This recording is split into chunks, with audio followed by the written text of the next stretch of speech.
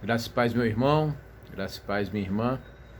Hoje, às 20 horas, hoje é sexta-feira, às 20 horas aconteceu a nossa célula online, célula sob nova direção. Não é segredo para ninguém que nos últimos tempos a gente tem feito, nos últimos dias principalmente, a gente tem feito os nossos cultos, as nossas células online, para que a gente possa, de alguma forma, contribuir de maneira positiva para que não aumente mais a transmissão do vírus, do coronavírus, do Covid-19. E, enfim.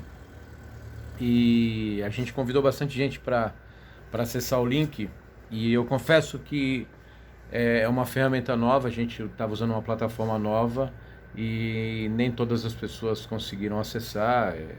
É novidade para a gente também, né? Então, apesar de algumas pessoas participarem, interagirem na célula, a gente resolveu gravar esse vídeo e tentar fazer um resumo do que foi o estudo de hoje para compartilhar com você e você se sinta livre para fazer perguntas, para colocar dúvidas, elogios, crítica, enfim. A gente está aqui para ser usado por Deus e estamos na expectativa de que o amor de Deus possa alcançar você. A nossa intenção é que o transbordar de Deus na nossa vida possa atingir a sua vida. A gente entende que nós somos curados para curar, transformados para transformar, abençoados para abençoar. Então a nossa intenção é essa, é que o amor de Deus alcance você. Sabe, a gente não está à procura de aplausos, a gente não está à procura de fama, a gente quer sempre que ele cresça e a gente diminua. Amém? E aí, antes de eu dar o estudo, eu queria mencionar algumas pessoas que fizeram solicitação eu postei através do WhatsApp e de Facebook, que quem quisesse participar da célula, desse o nome para mim que a gente ia mandar o convite. E infelizmente algumas pessoas não conseguiram. Mas eu queria deixar um abraço e que Deus possa abençoar a vida do Marcelo Madeira, do Márcio, da Marta, da Carol, do Max, da Ana Lu, do Altair. O Vitor Hugo teve com a gente, a Priscila Lencar teve com a gente, o Pedro Lira, Camila também teve com a gente. Queria mandar um abraço para a Cida, mãe do Jefferson, do Osvani, do Ronaldo Beré, tamo junto. Para Fernandinha lá, Fernandinha tava fazendo faxina e ouvindo a célula ao mesmo tempo. Meu filho Cadu estava junto com a gente, o nosso pastor Joel, do Ministério Peniel, o Júlio, grande amigo da comunidade terapêutica Nova História, passou por lá, teve a sua vida transformada lá. Para o Ricardo, no finalzinho da nossa live, cortou, caiu, eu não sei o que aconteceu, mas enfim, ele recebeu alguma coisa.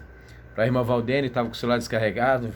Para Zefinha, para Jaqueline, outro dia a gente ainda brincou, eu e minha esposa. Jaqueline é uma grande amiga nossa que tá devendo uma visita antes da quarentena. Agora emendou com a quarentena, a saudade tá grande, Jaque. Para Priscila, nossa sobrinha, Priscila é uma bênção. Eu creio que Deus vai fazer grandes coisas na vida dela, na vida da família dela. Priscila, Maclei, Pedro, Gabriel, Miguel, amamos vocês. Para Nene, nós não esquecemos de você, Nene, Toninho, Deus abençoe as vidas de vocês. Para o Leandro, grande Leandro, lá da Praia Grande, lá da Igreja Peniel, do pastor Ricardo Dantas. Para o Eduardo, da Vila Margarida, que congregou com a gente, agora congrega com o pastor Manuel, que também foi nosso pastor, um grande homem de Deus. Para o Osvani, para o Damião, para a Ticiane, enfim, para todos aqueles que se inscreveram e que de alguma forma nós não conseguimos incluir todo mundo lá na live, tá bom? Então eu não vou fazer o quebra-gelo porque não vai adiantar, não vai ter resposta. Mas você mesmo reflita com você. É uma pergunta que diz assim: se você sobrevivesse ao naufrágio e estivesse naufragado em uma ilha deserta, qual ferramenta você gostaria de ter? Tá? Então as ganhadoras foi o facão e o machado, né? Simone quis levar um celular com internet, depois mudou para uma escada, enfim. Mas os grandes ganhadores foi o facão e o machado. A gente compartilhou a visão com os presentes. A nossa visão é multiplicar a célula até o fim do ano, e nós cremos que isso vai acontecer em nome de Jesus. Não tem nada que impeça isso. Não há vírus, não há afastamento que vai impedir a multiplicação dessa célula. Não é a divisão, é a multiplicação. Nós iremos multiplicar para avançar. Amém?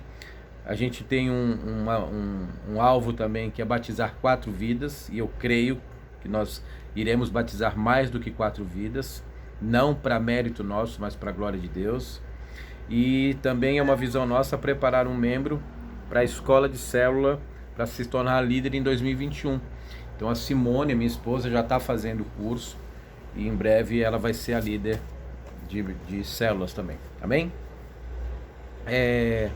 A edificação, a palavra, ela fala sobre a obra redentora de Cristo, que está no livro do profeta Isaías, no capítulo 53, do versículo 1 ao versículo 7.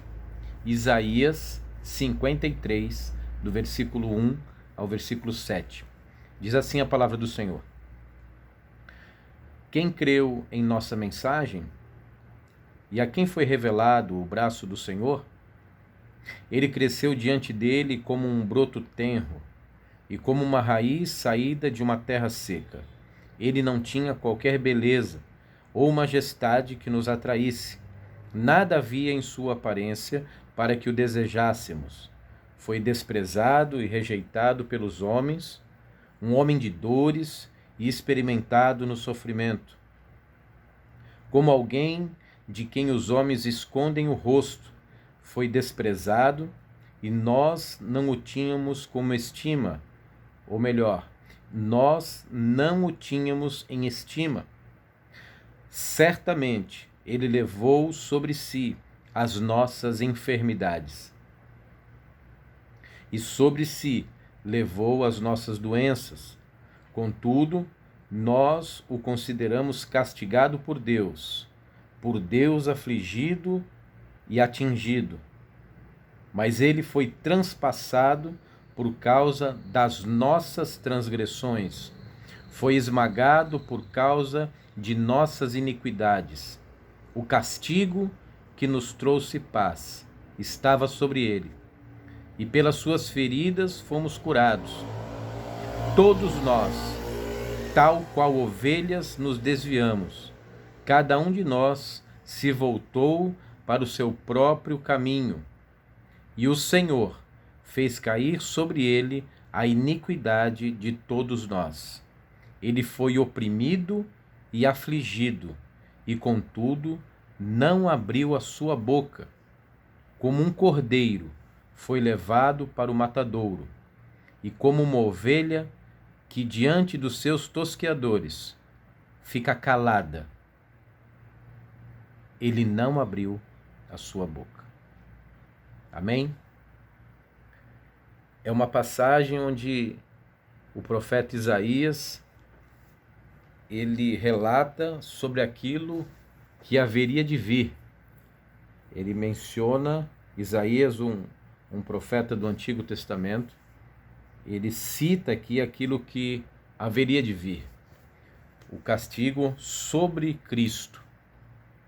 A passagem de Isaías é uma das principais profecias a respeito do Messias, Cristo, que viria para sofrer e morrer por nós. Ao vermos esses versículos, podemos enxergar que Cristo escolheu nos salvar. Ele escolheu sofrer e pagar o mais alto preço que alguém poderia pagar por nossas vidas.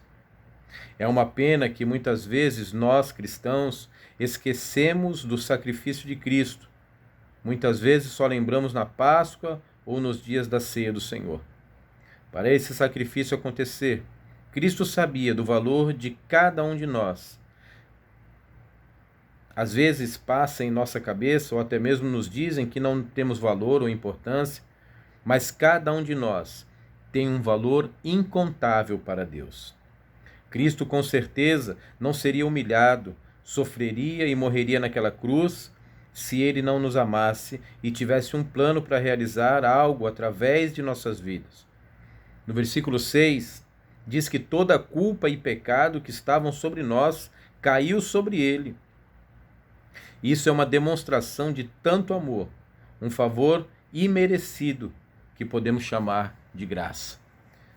Nós compartilhamos aqui que muitas vezes nós fazemos de Cristo um servo, nós olhamos para Cristo e muitas vezes nós continuamos pedindo coisas ao Cristo. Nós comentamos na célula que quando você enxerga essa imagem do Cristo crucificado, quando você enxerga essa imagem do sofrimento de Cristo, quando você enxerga a imagem dele padecendo na cruz, dele sofrendo a humilhação, não cabe você fazer pedido algum a ele. Porque você entende que tudo aquilo que ele fez foi suficiente. Todo aquele amor que ele derramou por nós e continua nos amando é suficiente. Então, isso nos constrange. Uma pessoa, ao olhar para Cristo nessa situação, ele se sente tão constrangido porque a gente entende e crê que tudo aquilo que ele fez foi por amor a nós. Tudo aquilo que ele sofreu, todas as aflições, dores, foi por amor a nós. Nós mencionamos Pedro. Quando Pedro nega Jesus, a terceira vez, Pedro nega Jesus por 3 vezes, na terceira vez que ele nega Jesus, os olhares se cruzam. Cristo enxerga Pedro no meio da multidão. Quando Pedro nega Cristo, pela terceira vez, o olhar de Cristo alcança o olhar de Pedro. E Pedro chora. Chora constrangido.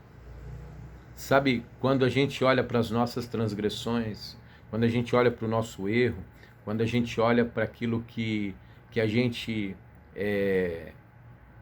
de maneira consciente muitas vezes, percebe o mal que a gente faz, e ao perceber o mal, a gente olha para Cristo. E Ele não está olhando a gente com um olhar de acusador. Ele não está nos olhando com um olhar de condenação. Ele está nos olhando com um olhar de amor. E a esse amor nos constrange. Esse amor faz com que a gente compreenda que Ele nos ama pelo que Ele é, não pelo que nós somos. Eu conversava hoje com um pessoal, uns amigos lá que passaram uma época comigo em Bertioga, e a gente falava sobre a decisão de amar, né? Nós não amamos por sentimentos de amar, nós amamos por decisão. Eu decido amar.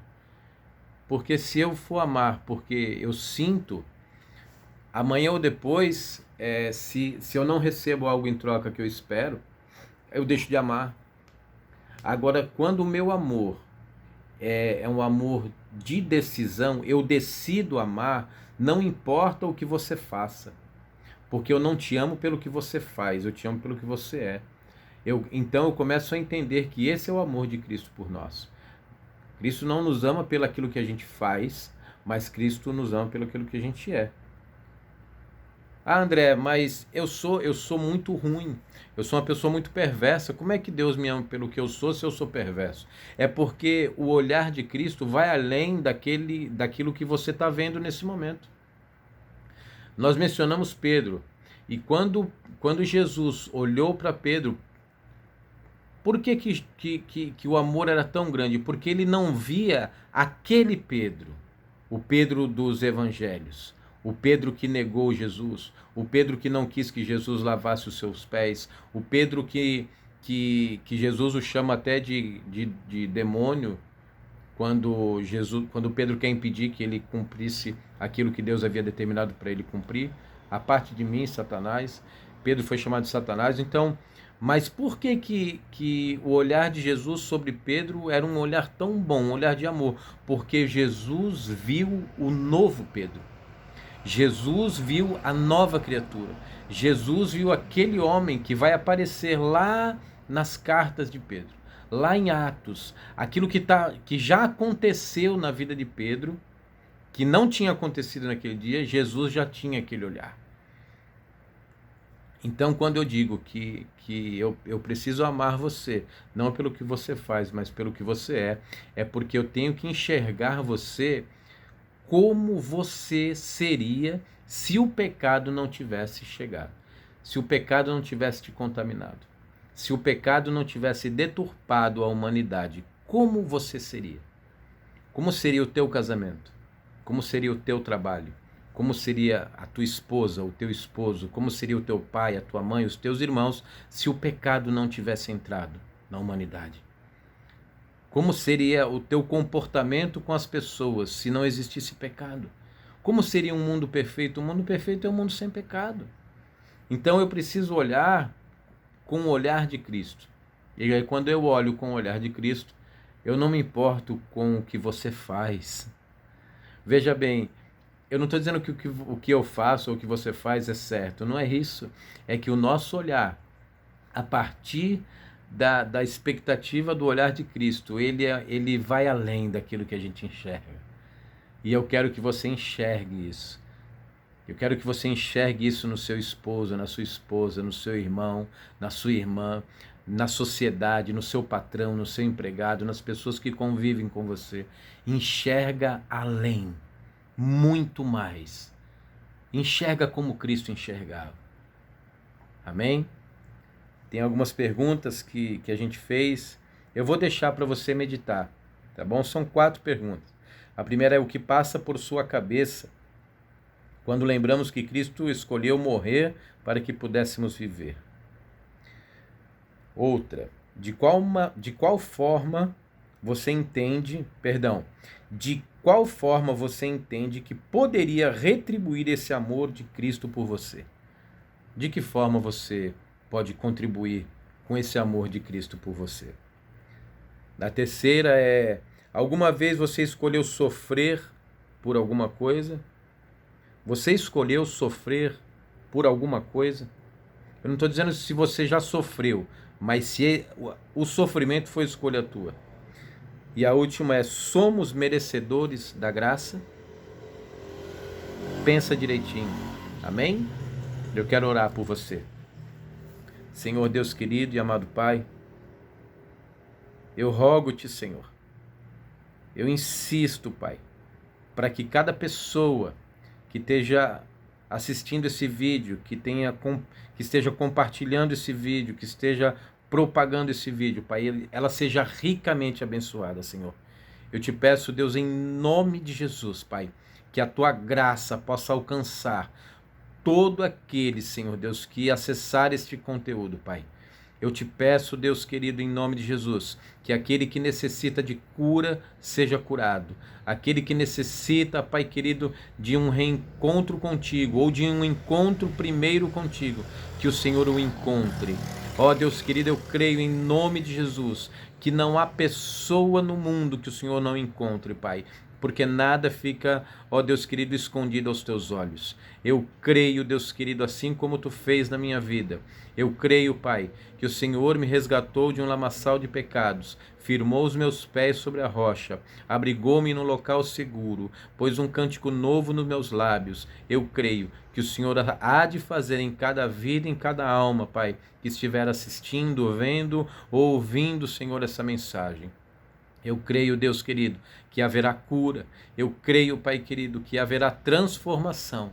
Eu creio que aquele que começou a boa obra é fiel para aperfeiçoá-la até o dia da volta de Cristo Jesus. Eu creio, Pai, que vidas serão transformadas, vidas serão tocadas, Pai. Eu creio em nome de Jesus que o teu reino há de avançar, ó Pai querido, que a glória seja somente a ti, Pai, e que o Senhor há de nos conformar à imagem e semelhança do teu Filho Jesus. Em nome de Jesus, em nome de Jesus. Amém.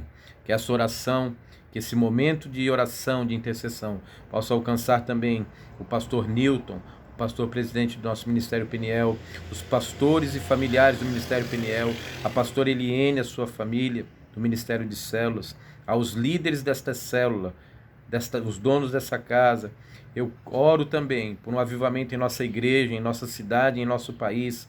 Eu oro pelos missionários que estão no campo, lá em Valença, na Bahia, em Vitória, em Balneário Camboriú, em Resende, Caraguatatuba, Peru. Eu oro pelo Centro de Treinamento Missionário da Peniel, pela equipe missionária. Eu oro pelo presidente do Brasil, pelo Bolsonaro, por sabedoria. Eu oro pelo fim da impunidade no Brasil. Eu oro por mais emprego, saúde, educação. Eu oro por uma intervenção divina para que ponha por terra todo o mal que assola esta nação. Eu oro para que haja um renovo sobre as nossas vidas, que a gente saia vitorioso deste momento de turbulência, deste momento de tempestades. Eu creio que haverá calmaria, eu creio que todo buraco será tampado, que toda montanha será aplainada. Eu creio que haverá um caminho de mansidão quando acabar toda essa turbulência, porque eu creio na vitória. E eu creio que aquele que está em Cristo, ele é uma nova criatura, ele é um vencedor.